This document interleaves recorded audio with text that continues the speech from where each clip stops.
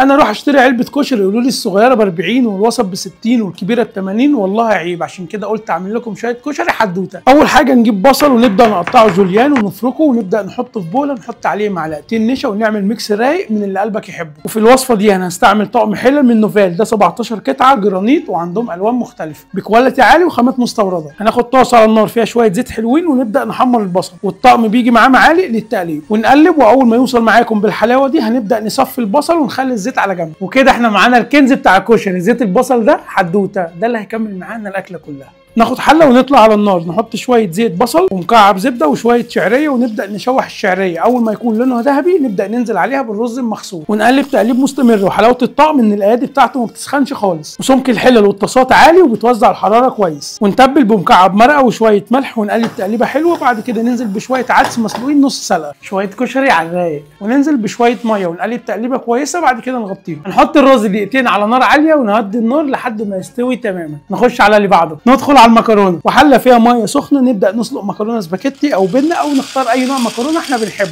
كده كده اكلتك ودلعها، ونفرم شويه توم لحد ما المكرونه تتسلق. المكرونه خلصت هنصفيها، واول ما المكرونه تخلص هنبدا نحط عليها شويه زيت من بتاع البصل ونقلب تقليبه حلوه. وانا عايزكم تشموا الريحه. وكمان الرز بتاعنا خلص وطالع مفلفل وحدوته. نعمل الصلصه، حله على النار فيها شويه زيت بصل وفصين توم، ونبدا نحط معلقه صلصه بيوريه وعصير طماطم والبهارات ملح وفلفل وشطه وشويه كمون، ونقلب تقليبه حلوه ونزود شويه ميه وشويه خل ونسيبها على النار ربع ساعه لحد ما الطماطم تتسبك. نعمل الدقه، حله على النار فيها شويه زيت بصل وفصين توم ونشوح. بعد كده نحط شويه خل وشويه ميه ورشه كمون وملح وبابريكا ونقلب لحد ما يغلي. وكده الكشري بتاعنا جاهز. وعاوز اقول لكم ان نوفال بتستخدم اكتر خامات صحيه وسهله التنظيف ومش بتلزق خالص، وتقدري تطلبيه من ويب سايت نوفال وتستفيدي من عرض نوفمبر، وقريب هيكون في كل الهايبر ماركت. انا شايف ان هي سهله وبسيطه واي حد يقدر يعملها، ويقروا الكابشن كويس عشان في 3 هيكسبوا. بسم الله. انا هخلص الطبق ده وانا واقف معاكم. قولوا لي طبق زي ده بره تجيبوه بكام، واعمل سيف للحلقه دي وتاكد انك عامل لي فول على الانستجرام عشان في دلع جاي. سلام.